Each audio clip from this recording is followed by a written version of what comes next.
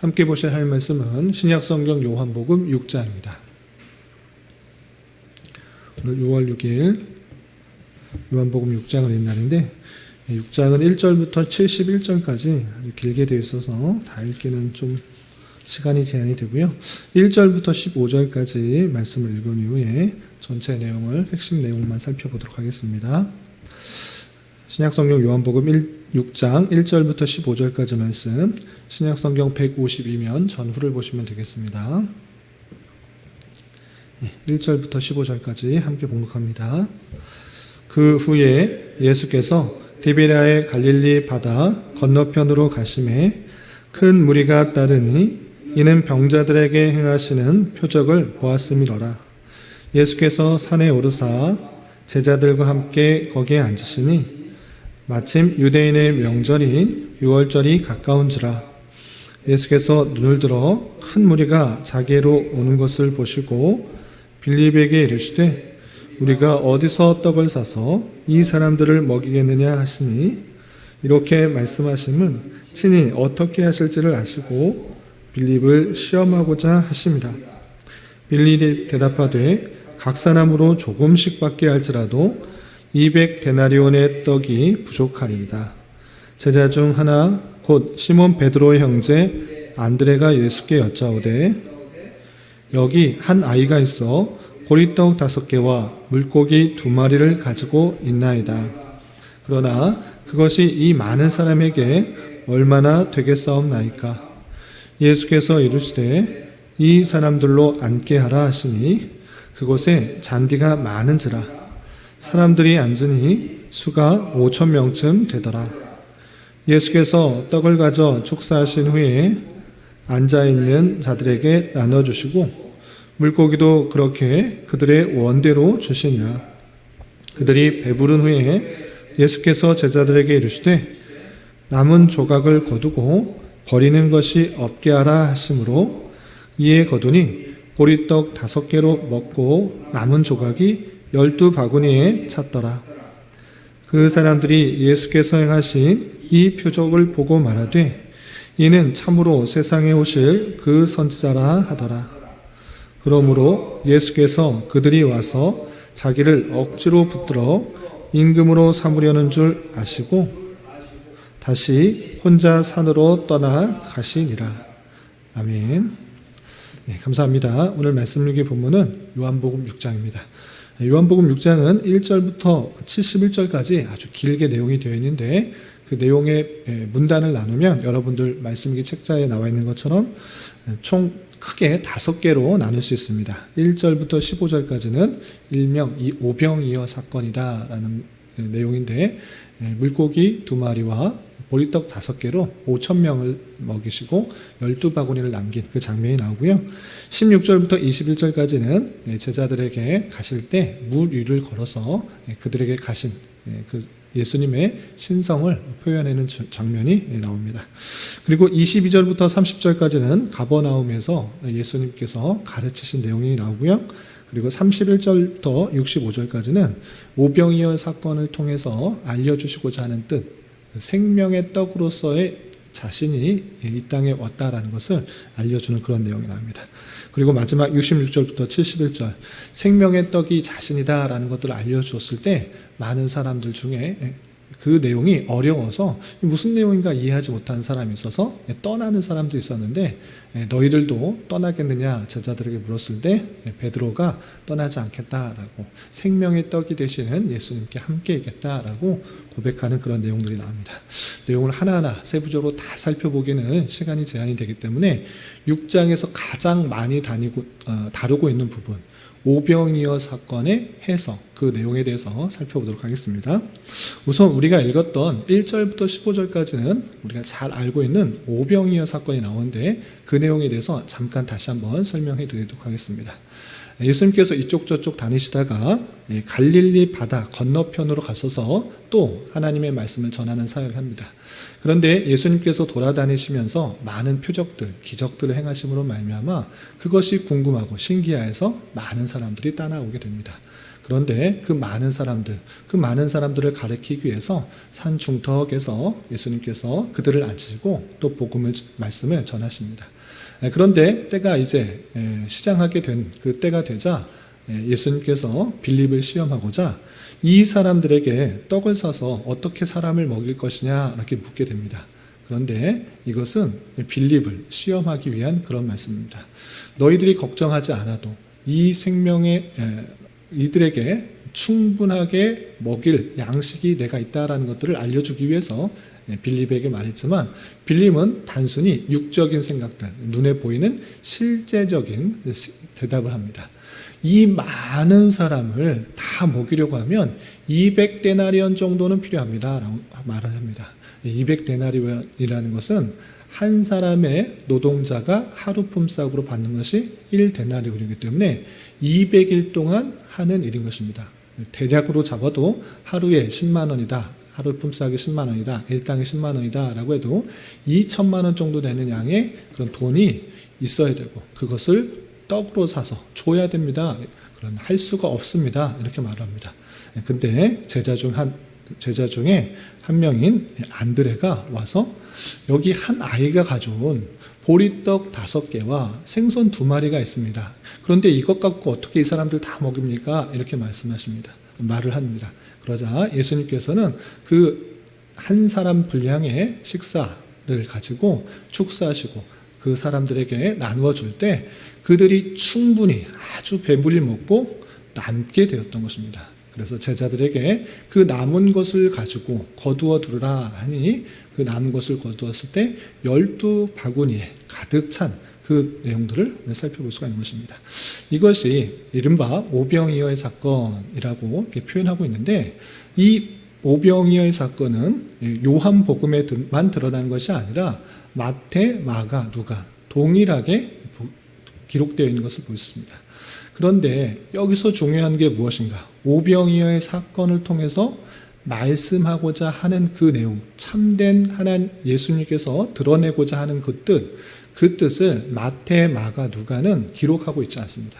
그래서 혹여나 이 본문을 잘못 오해해서 어떻게 적용하는 경우가 있는가라고 할 때 한 어린아이의 작은 헌신을 통해서 큰 일을 이룰 수 있다라는 식의 적용을 하곤 합니다. 물론 어린아이가 그 음식을 가져온 것, 자기가 먹을 것을 가져온 것, 헌신한 것 아주 잘한 것입니다. 그런데 여기서 말하고자 하는 것은 아이의 헌신을 통해서 많은 사람들에게 배불리 먹을 수 있다. 이것을 강조하는 것이 아닙니다. 그래서 잘못된 그런 적용을 하면 어떻게 적용할 수 있냐? 이 아이와 같이 우리도 적은 헌신을 통해서 큰 일을 이룰 수 있다. 또 아이의 헌신, 그 모습처럼 오병이어의 헌금을 내면 하나님께서 축사하시면, 하나님께서 복을 주시면 작은 것이지만 많은 사람들에게 큰 일을 할 수 있게 된다. 큰 일들을 할 수 있는 풍성한 복을 예수님께서 내리실 수 있다라고 하면서 오병이어 헌금을 강요하는 경우도 또 요구하는 경우도 있는데 그것을 말하는 것이 아닌 것입니다. 그 작은 어린이의 헌신을 통해서 큰 일을 할 수 있다. 이것을 말하는 것이 아니라 이것이 말하는 내용이 무엇인가는 6장의 그 내용들 살펴보면 특별히 31절부터 65절까지 그 모든 내용들을 설명하는 것을 통해서 바로 이해할 수 있는 것입니다. 그러면 그 뜻이 무엇인가? 오병이어 사건을 통해서 알려주고자 하는 것이 무엇인가? 그것이 오늘 핵심 내용인 것입니다. 그 무엇이냐? 내용을 몇몇 구절 살펴보겠습니다.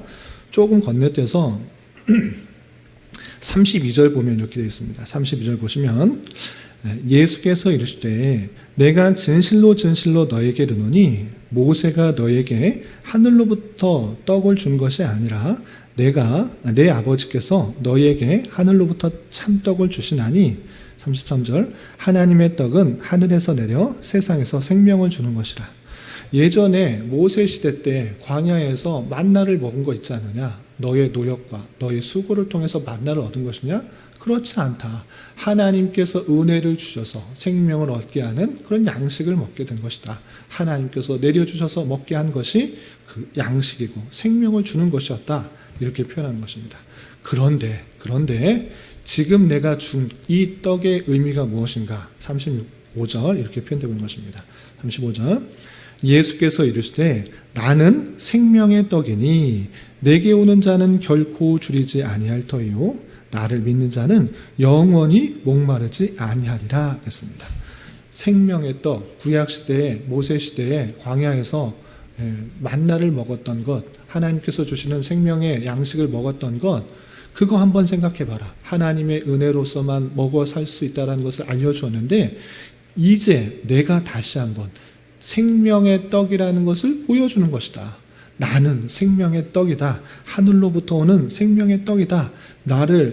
내게 오는 자는 이 생명의 떡을 먹으로 말미암아 결코 줄이지 않게 되는 것이다. 그리고 이 나를 믿는 자는 영원히 목마르지 않게 된다라고 표현하고 있는 것입니다.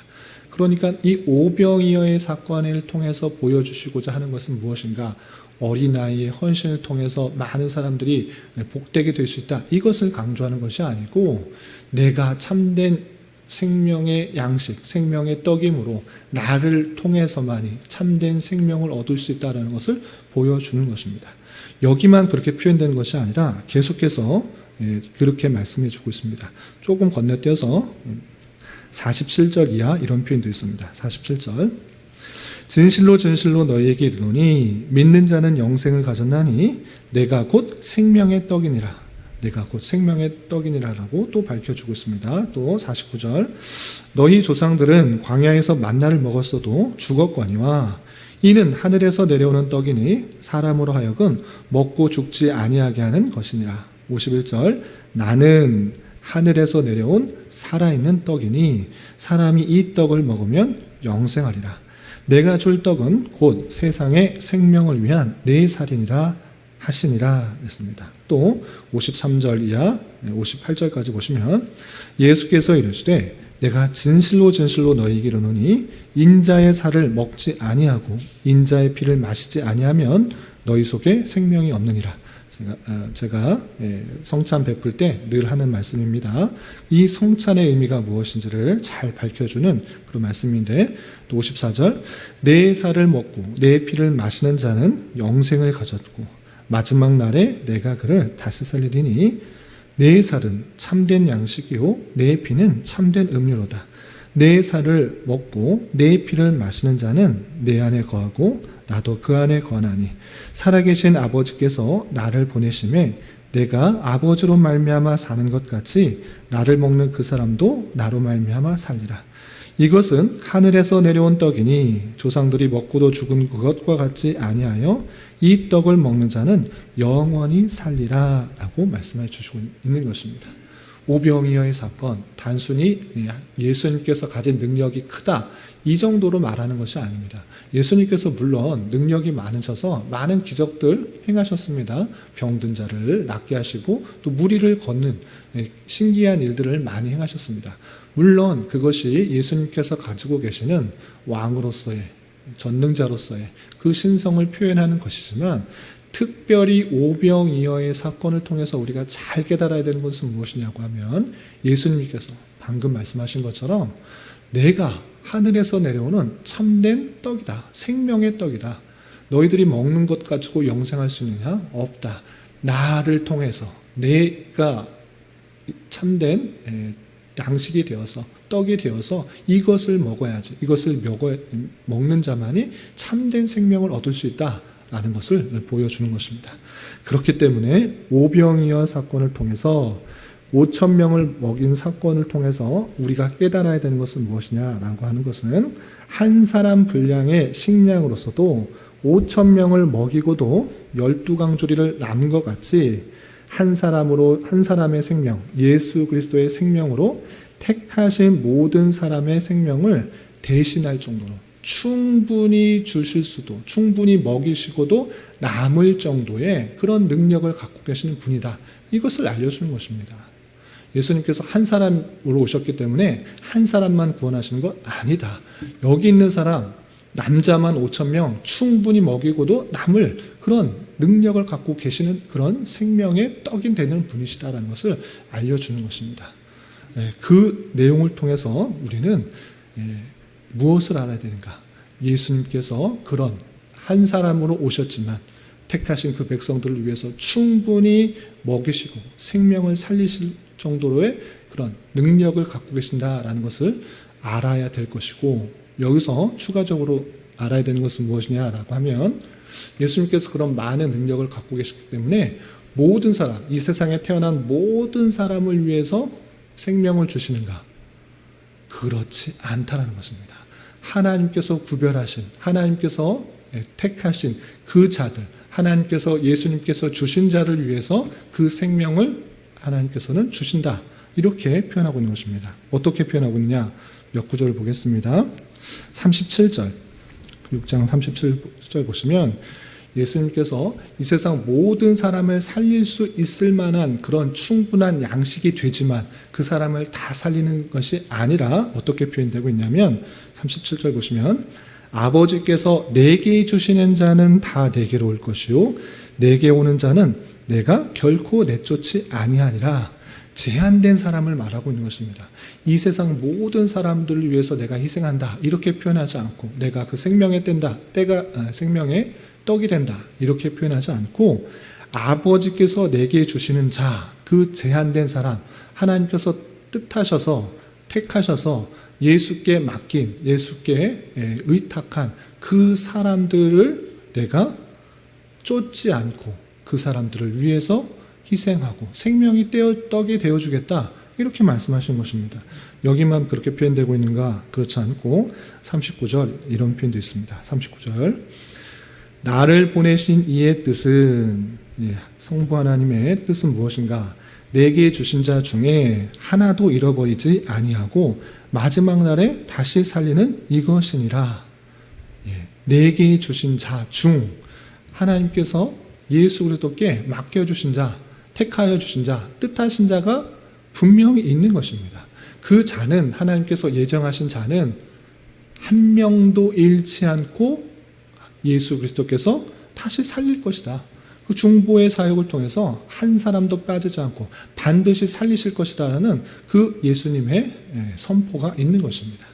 이렇게 예수님께서 이 땅에 오셔서 모든 사람들을 위해서 희생하시겠다라기보다는 하나님께서 예수께 정해준 자, 또 뜻하신 자, 그 예정하신 자가 있고 그를 위해서 예수님께서 생명의 떡이 되어주시고 그 택하신 자, 그 예정하신 자, 맡겨주신 자는 한 사람도 잃지 않고 마지막 날에 구원할 것이다 까지는 그 예수님의 그 능력을 볼 수가 있는 것입니다. 이렇게 예수님께서는 모든 사람을 구원하실 수 있으시는 능력이 있으시지만 그 사람을 위해서 오신 것이 아니라 하나님께서 예수님께 맡겨주신 자, 정해주신 자, 예정하신 자, 택하신 자를 위해서 이 땅에 오셨고 그들에게 생명의 양식이 되었고 그 맡기신 자는 한 사람도 잃지 않고 구원하신다라는 사실들을 우리는 잘 깨달아야 될 것입니다. 이런 말씀을 전한 자로서 우리가 예수 그리스도를 믿게 되었다는 것은 우리의 힘, 우리의 노력, 우리의 의, 우리의 선행, 우리의 결단, 우리의 믿음 전혀 아니라 주님께서 택하여 주신 것이고 예수님께 맡겨주신 자에 속한 것이고 그로 말미암아 하나님의 때, 하나님의 방법으로 복음이 전파되게 되어서 믿음을 갖게 되었다는 놀라운 하나님의 주권과 예정 가운데 속해 있음을 잊지 말아야 될 것입니다. 우리를 택하여 주시고 구원해 주신 것에 대한 감사 찬송해야 될 것이고 이렇게 믿음을 가진 자는, 참된 믿음을 가진 자는 세상 끝날 때까지 결코 한 명도 잃지 않으리라라는 예수님의 말씀처럼 우리의 구원은 절대 흔들리지 않는다라는 사실로 한 걸음 한 걸음 나아가야 될 것입니다.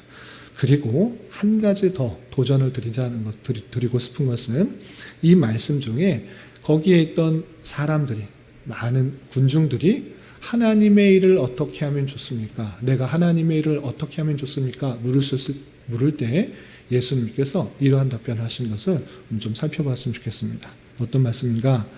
28절, 29절 보면 이런 표현이 있습니다. 28절 그들이 묻되 예수님의 표적들을 보고 많은 기적들을 보고 사람들이 와서 예수님께 묻는 것입니다. 어떻게 물었느냐? 우리가 어떻게 하여야 하나님의 일을 하오리까? 하나님 일 하고 싶은데 어떻게 하면 좋겠습니까? 이렇게 묻습니다. 그러자 예수님께서는 이렇게 말씀하십니다. 29절 예수께서 대답하여 이르시되 하나님께서 보내시는 일을 믿는 것이 하나님의 일이니라 하시니. 우리가 하나님의 일 어떻게 하면 좋겠습니까? 하나님을 하고 싶습니다 라고 할 때 먼저 선행되어야 되는 것이 무엇인가? 하나님이 어떤 분이신지를 아는 것, 그리고 그것을 알고 깨달아 믿는 것, 그것이 하나님의 일이다라는 것을 먼저 깨달아야 될 것입니다. 하나님께서 보내신 이 예수 그리스도가 어떤 분인지를 잘 깨닫고 그가 행하신 일을 잘 깨닫는 것, 또 이해하는 것, 그것을 통해서 교훈받는 것, 그것이 하나님의 일이다라고 생각하면서 우리가 더욱더 예수 그리스도의 사역과 또 그의 행하신 일과 또 그의 은혜들을 잘 깨달을 때 우리가 하나님의 일을 하는 것이다 생각하면서 살아야 될 것입니다. 예수 그리스도께서 이 땅에 오셨다라는 것은 무엇입니까? 우리를 택하신 백성들을 구원하시고 한 영혼도 한 사람도 잃지 않기 위해서 이 땅에 오셨다라는 것을 통해서 우리는 무엇을 얻을 수 있는가라고 할 때 세상 사람들처럼 무엇을 입을까, 무엇을 먹을까 이런 고민과 걱정, 근심하는 것이 아니라 그 모든 것들은 이방 사람들이 하는 것이고 우리는 영원히 약속되어 있는 사람이다. 그런 것 당장에 없을지라도 우리에겐 참된 생명이 주었다. 우리의 영원한 안식, 사나 죽으나 예수 그리스도께 속하였다.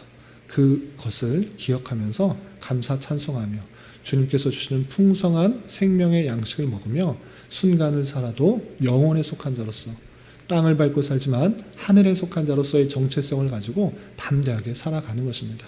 그리고 우리 믿음이 흔들릴 때마다 주님께서 보이신 사랑들을 다시 한번 기억하면서 또 성찬의 은혜들을 통해서 우리가 얼마나 사랑받은 자인지를 기억하면서 담대하게 우리의 주어진 삶을 살아가야 될 것입니다. 오늘 하루 살아가실 때 또 남은 한평생 살아가실 때 이 말씀의 교훈에 따라 힘있게 살아갈 수 있는 저와 여러분이 되시기를 주님의 이름으로 부탁을 드립니다. 기도하겠습니다. 하나님 아버지 감사합니다. 오늘 말씀을 통해서 오병이어의 사건과 그것의 의미에 대하여 살펴보았습니다. 이런 말씀을 대하는 자로서 눈에 보이는 신기한 이적에 너무 마음 빼앗겨 그 사건에 교훈하는 것이 무엇인지 깨닫지 못하는 우를 범하지 않게 하여 주시고 택하신 백성의 모든 생명을 풍성히 먹이고도 남음이 있는 예수 그리스도의 보혈의 능력과 또 택하신 백성들을 위하여 이 땅에 오셔서 한 사람도 잃어버리지 않고 구원하시는 하나님의 놀라우신 은혜를 기뻐 찬송하는 자 되게 하여 주시고 그분께서 우리의 삶 전체를 주관하고 계신다는 것을 믿으며 우리에게 주어진 삶을 담대하게 살아가게 하여 주시옵소서. 주님, 오늘은 현충일입니다. 나라를 위해 몸바쳐 희생한 순국 선현들을 생각하면서 우리 또한 주님께서 허락하여 주신 이 나라를 더욱더 사랑하게 하여 주시고 과학의 발달과 문화의 번영 속에서 나타나고 있는 여러 가지 쾌락주의와 물질 만능주의와 하나님을 외면하는 다양한 문화들을 보면서 안타까워하며 기도하게 하여 주시고 특별히 우리나라의 교회를 위해서 기도하는 한 날 되게 하여 주시옵소서. 주님, 6월은 선교의 달로 보내려고 합니다. 우리가 받은 놀라운 사랑과 은혜를 잘 깨달아 우리 주변의 사람들에게 그리스도의 사랑을 잘 전할 수 있는 은혜 허락하여 주시고 세계 곳곳에서 환난과 역경 속에서도 복음 전파의 사명을 감당하는 선교사와 선교지의 상황을 함께 살피며 하나님의 마음을 품고 위하여 더욱 기도하는 한 달 되게 하여 주시옵소서. 주님, 교회 내 육체의 질병과 연약함으로 어렵고 힘든 가운데 있는 여러 성도들 있사오니 주님 지켜주셔서 건강하게 잘 치유되고 회복될 수 있도록 인도하여 주시고 직장과 사업장의 문제로 가족의 전도와 신앙을 위해 아이의 임신과 남편의 사업을 위해 주님께 간절히 부르짖며 나아가는 여러 지체들이 있사오니 주님 그들과 함께하여 주시고 그들의 기도 응답해 주시사 우리의 기대와 소망보다 훨씬 더 풍성한 것들로 채워주시는 하나님을 깊이 경험할 수 있는 기회 되도록 인도하여 주시옵소서. 이 시간 각자 간절하게 간구하는 기도 제목 주님께서 들으시고 가장 선한 것들로 응답하여 주시옵소서. 예수님의 이름으로 기도 올리옵나이다. 아멘.